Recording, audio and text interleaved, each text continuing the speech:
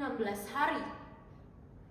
Aku menghitung waktu, bukan lagi dengan terbit dan tenggelamnya matahari, melainkan dengan rasa kehilangan yang terus bertambah. Di tempat ini, yang dulu kupanggil rumah, kini hanya tersisa nafas yang pendek dan nyaris hilang. Tanah yang dulu hangat seperti pelukan ibu, kini dingin seperti tubuh yang ditinggalkan jiwa.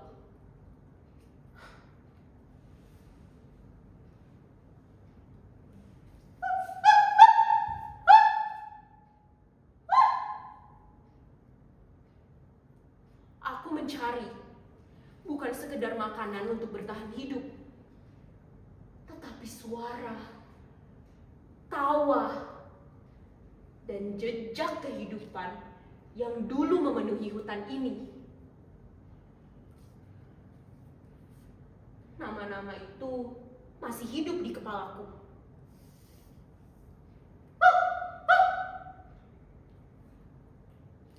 Alba,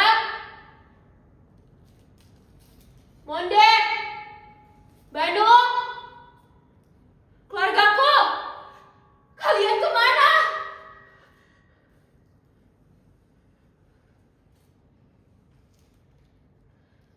Terakhir kali kita bersama di sebuah tempat seperti surga, bersenda gurau, mendengarkan cerita dari Datuk Banara. Namun, keberadaan mereka kini lenyap, seperti kabut yang menghilang saat pagi datang. Dulu, hutan ini adalah sebuah lagu yang utuh, penuh nada dan warna. Dan aku hanyalah bagian kecil yang ikut bernyanyi di dalamnya. Kini lagu itu patah, dan yang tersisa hanyalah sunyi yang terus menggema tanpa akhir.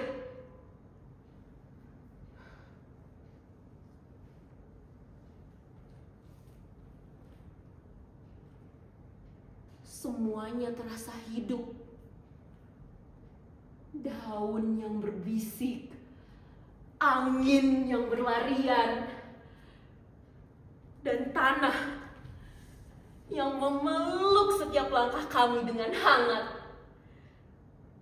Aku bahkan dulu tak akan percaya bahwa suatu hari aku akan merindukan warna hijau ini. Merindukan kehidupan yang dulu terasa begitu biasa. Namun sekarang terasa begitu jauh.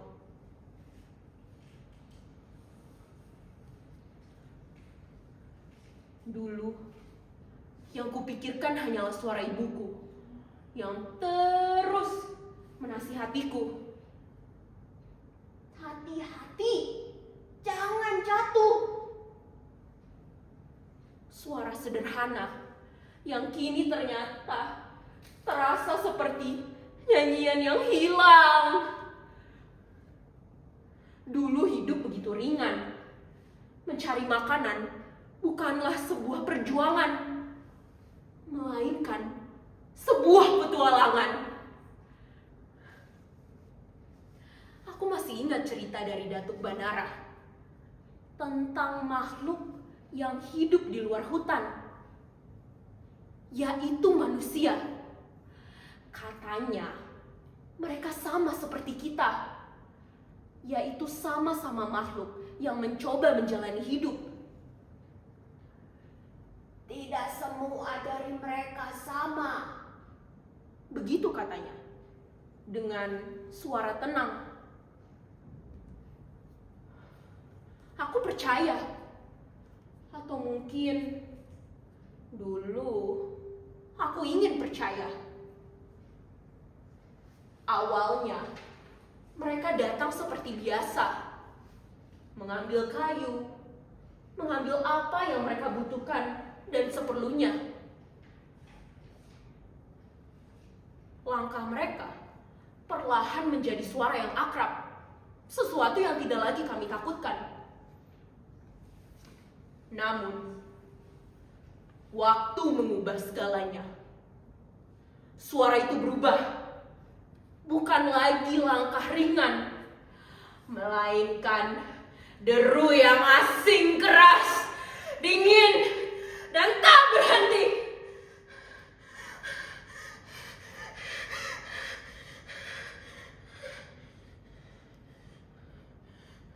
Suara itu datang bukan seperti angin yang menenangkan, bukan seperti hujan yang memberi kehidupan, melainkan seperti amarah yang tak memiliki hati.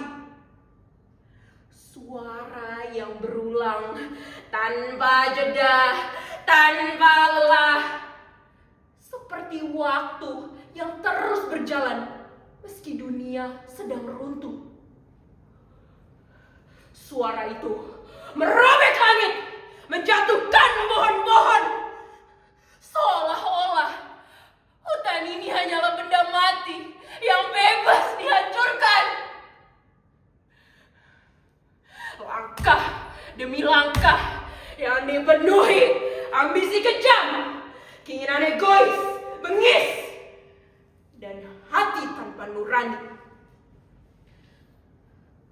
Aku mungkin tidak melihat wajah mereka, tetapi aku merasakan niatnya yang keras, dingin, kosong, seperti batu yang telah lupa caranya merasakan.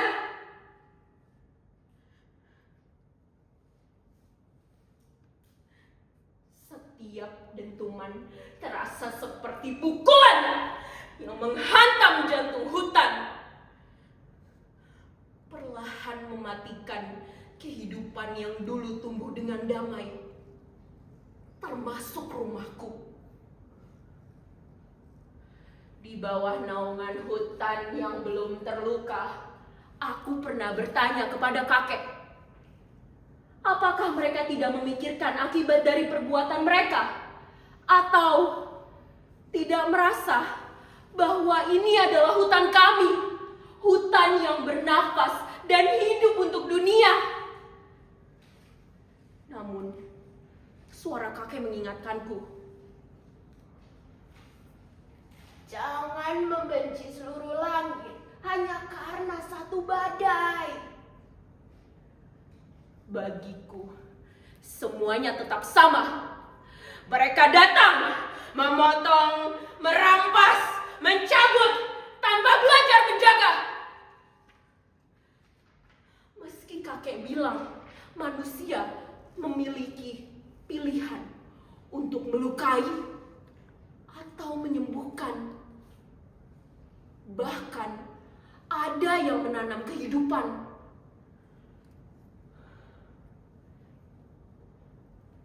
Aku ingin percaya, tetapi kepercayaan itu rapuh di antara kehancuran ini. Mengapa yang peduli terasa begitu sedikit dan tenggelam oleh yang merusak?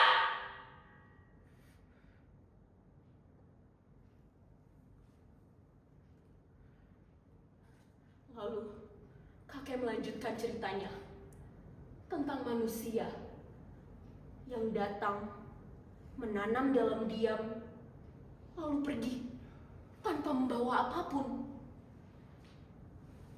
Namun, yang kulihat justru hutan yang semakin sunyi.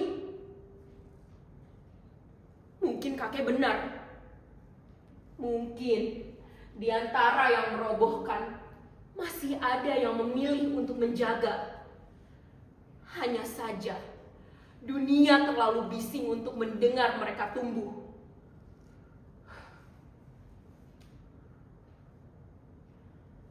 Kalian yang masih memiliki hutan, yang masih memiliki pilihan, akan menjadi apa? Apakah kalian akan menjadi badai yang datang tanpa hati dan meninggalkan kehancuran? Atau kalian menjadi tangan yang diam-diam menanam kehidupan meski dunia tak selalu melihatnya. Aku tidak meminta banyak. Aku hanya meminta agar kisah ini tidak berakhir seperti ini. Jika suatu hari namaku benar-benar hilang dari hutan ini, ingatlah, aku tidak punah sendirian. Kalian pun akan kehilangan sebagian dari diri kalian sendiri.